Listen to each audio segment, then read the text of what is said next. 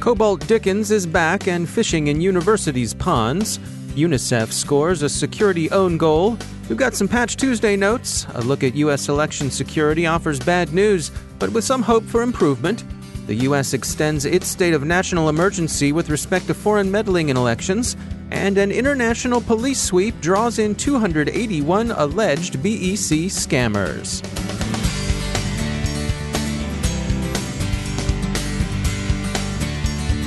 It's time to take a moment to tell you about our sponsor, Recorded Future. Recorded Future is the real-time threat intelligence company whose patented technology continuously analyzes the entire web to develop information security intelligence that gives analysts unmatched insight into emerging threats. And when analytical talent is as scarce and pricey as it is today, every enterprise can benefit from technology that makes your security teams more productive than ever. We here at the CyberWire have long been subscribers to Recorded Future's Cyber Daily, and if it helps us, we're confident it will help you too. Subscribe today and stay a step or two ahead of the threat. Go to recordedfuture.com/cyberwire to subscribe for free threat intelligence updates from Recorded Future. That's recordedfuture.com/cyberwire. And we thank Recorded Future for sponsoring our show. Funding for this CyberWire podcast is made possible in part by BugCrowd, connecting organizations with the top security researchers, pen testers, and white hat hackers in the world to identify 10 times more vulnerabilities than scanners or traditional pen tests. Learn more about how their award-winning platform provides actionable insights like remediation advice to help fix faster, while methodology-driven assessments ensure compliance needs are met at bugcrowd.com. From the CyberWire studios at Data Tribe, I'm Dave Bittner with your CyberWire summary for Wednesday, September 11th, 2019. Researchers at SecureWorks report a resurgence of activity by the Iranian threat group they call Cobalt Dickens.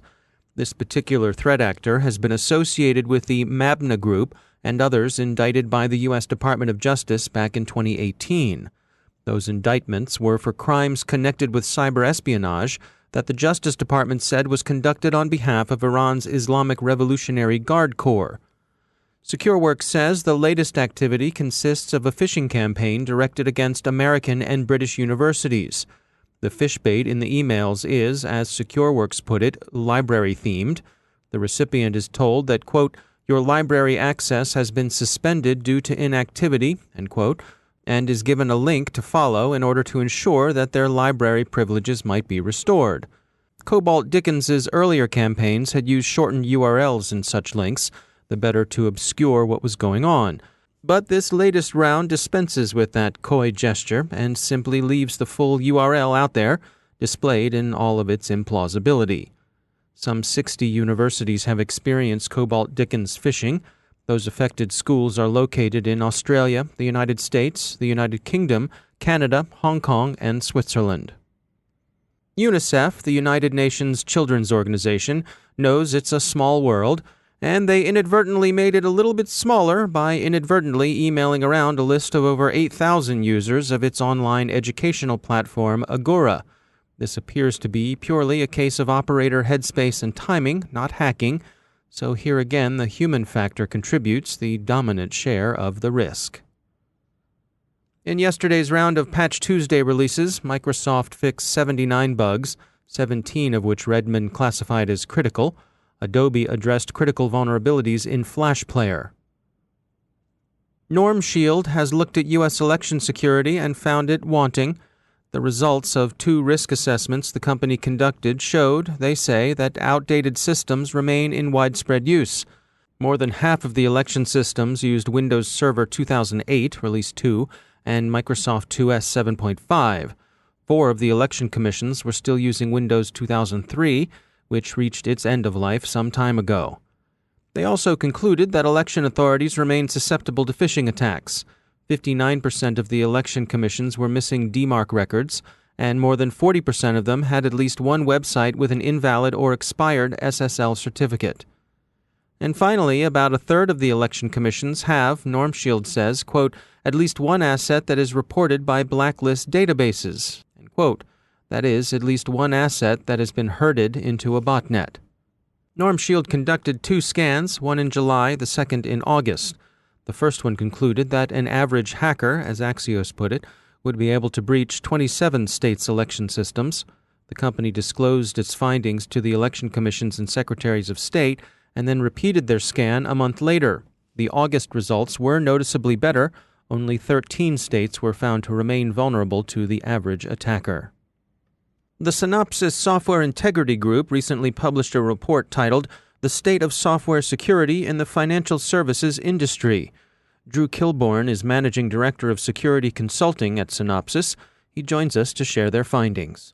One of the stats in the report was 56% of the FIs that we surveyed were still experiencing attacks that were resulting in system failure or downtime. That's a little shocking to me because the biggest banks we work with, many of those banks have pushed cyber fraud down the scale from number 1 to number 2 or number 3 in their fraud list. So we kind of felt like that the bigger banks had really gotten their arms around it.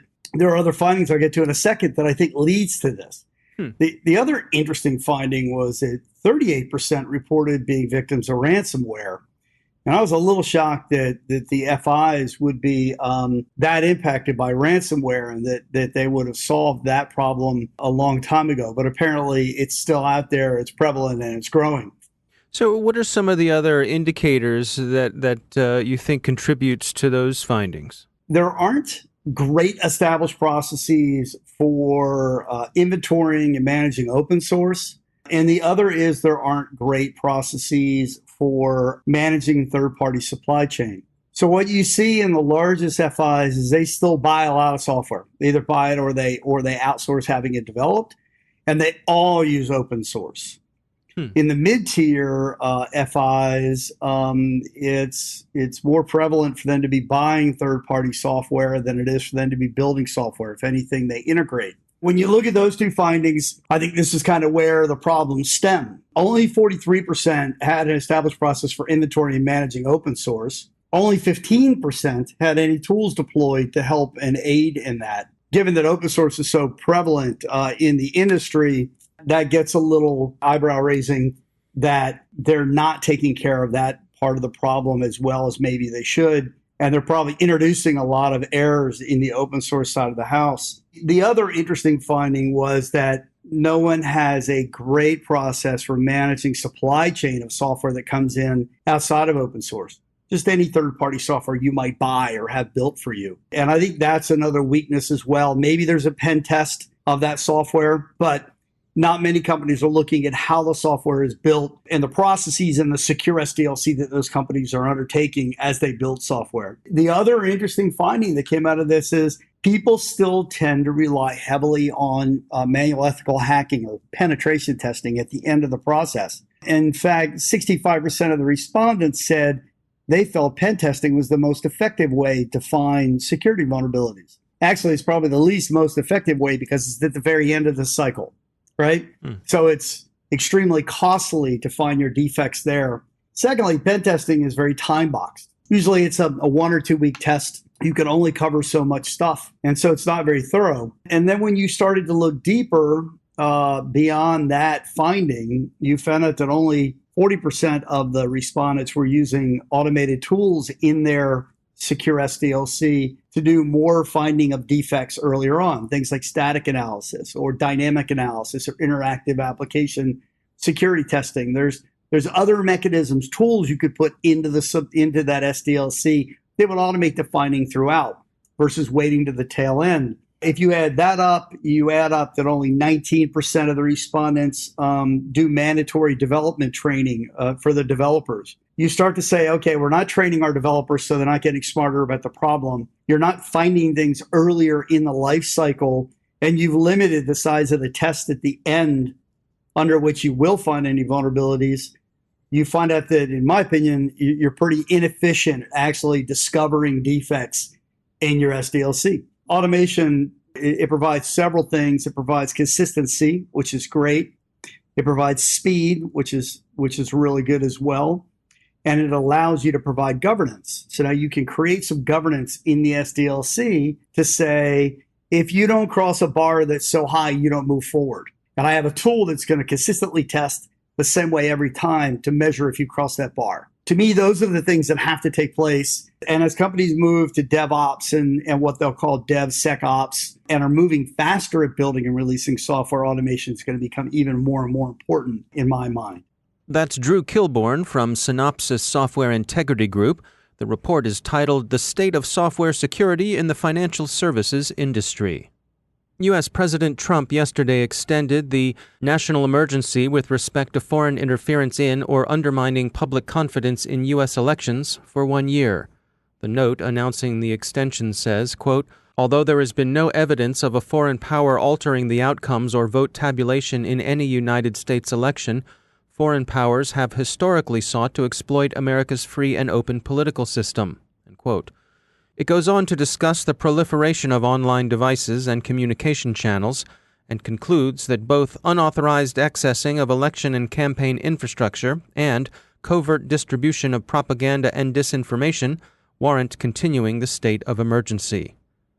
The extension maintains the provisions of Executive Order 13848, issued on September 12, 2018. That executive order prominently includes provisions for sanctioning foreign individuals and institutions attempting to meddle in U.S. elections. Charles Kupperman, Fox News reports, will serve as interim national security advisor to the U.S. president. Kupperman had been serving as deputy to the now-departed John Bolton.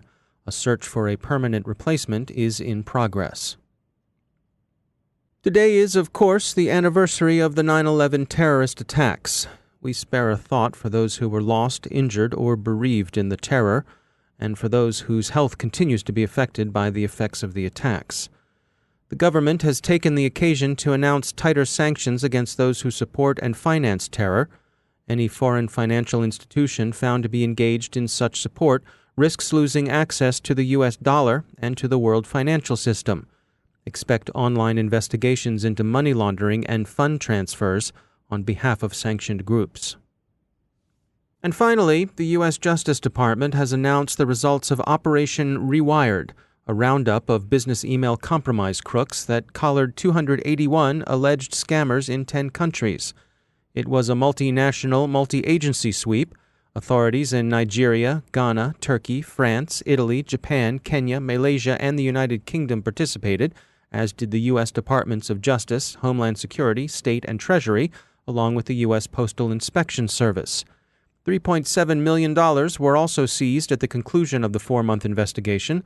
The largest haul of alleged perpetrators was in Nigeria, where 164 were arrested. 74 were picked up in the United States, 18 in Turkey, and 15 in Ghana. The remaining 10 were scooped up in various other countries. Congratulations to those who organized and conducted this cooperative effort against international crime. And now a word from our sponsor, Observit. The greatest threat to businesses today isn't the outsider trying to get in, it's the people you trust, the ones who already have the keys. Your employees, contractors, and privileged users. 60% of online attacks are carried out by insiders. To stop these insider threats, you need to see what users are doing before an incident occurs. Observit enables security teams to detect risky user activity, investigate incidents in minutes, and effectively respond. With Observit, you know the whole story. Get your free trial at observit.com/cyberwire. That's observe, the letter I, the letter T.com/cyberwire. And we thank Observit for sponsoring our show.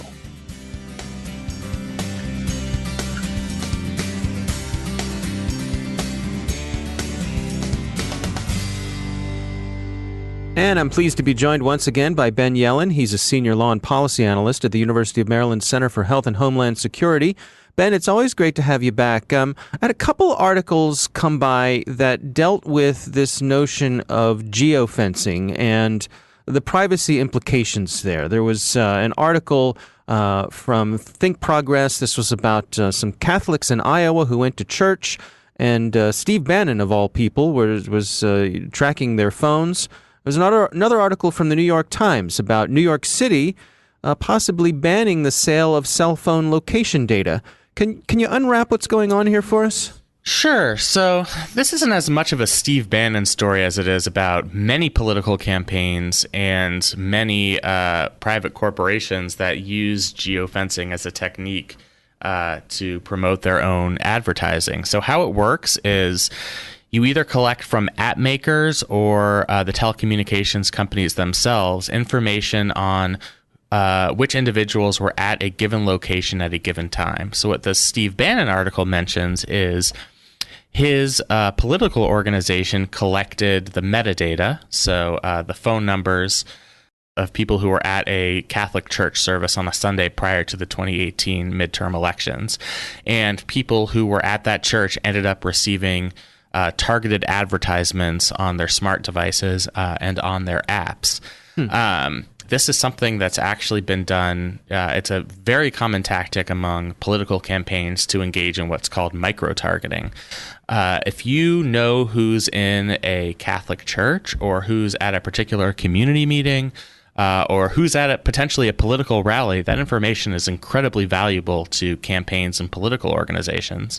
And they are happy to buy that information so they can target their advertisements. They can micro-target based on what they already know about those voters. They go to Catholic church on Sunday. New York City, interestingly, its city council is considering a measure that would ban companies from selling this geofencing data to all firms, political firms, and all other private entities.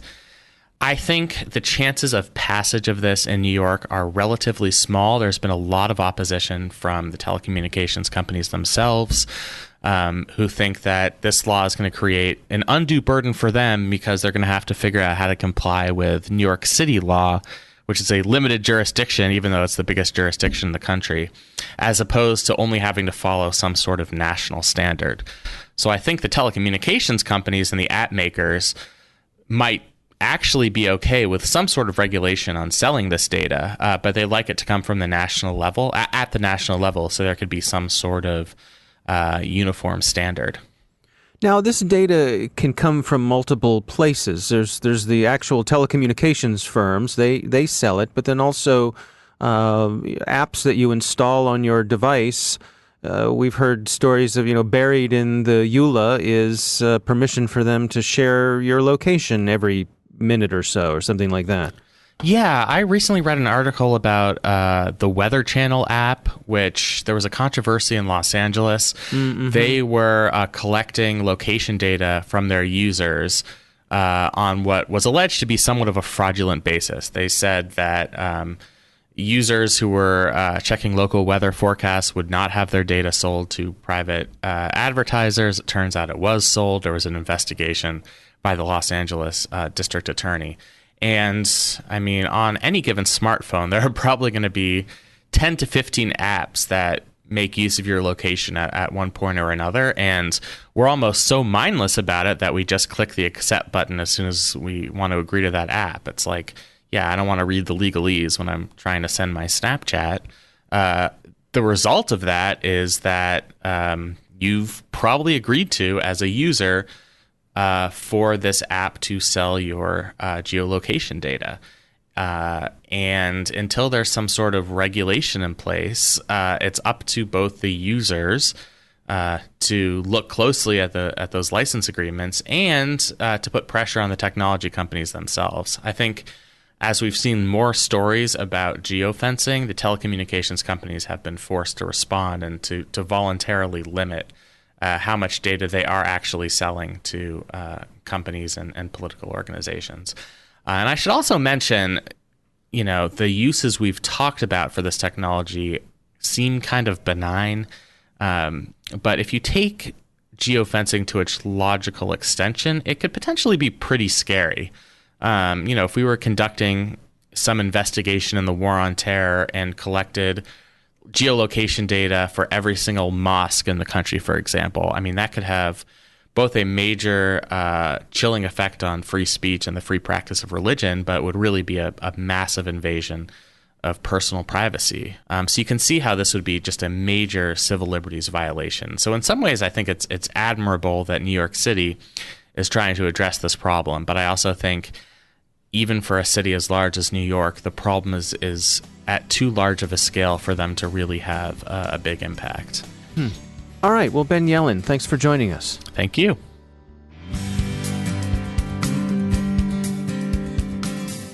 And that's the CyberWire. Thanks to all of our sponsors for making the CyberWire possible, especially our supporting sponsor, Observit, the leading insider threat management platform.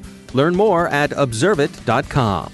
The CyberWire podcast is proudly produced in Maryland out of the startup studios of Data Tribe, where they're co-building the next generation of cybersecurity teams and technology. Our amazing CyberWire team is Stefan Vaziri, Tamika Smith, Kelsey Bond, Tim Nodar, Joe Kerrigan, Carol Terrio, Nick Valecki, Bennett Moe, Chris Russell, John Petrick, Jennifer Iben, Peter Kilby, and I'm Dave Bittner. Thanks for listening. We'll see you tomorrow.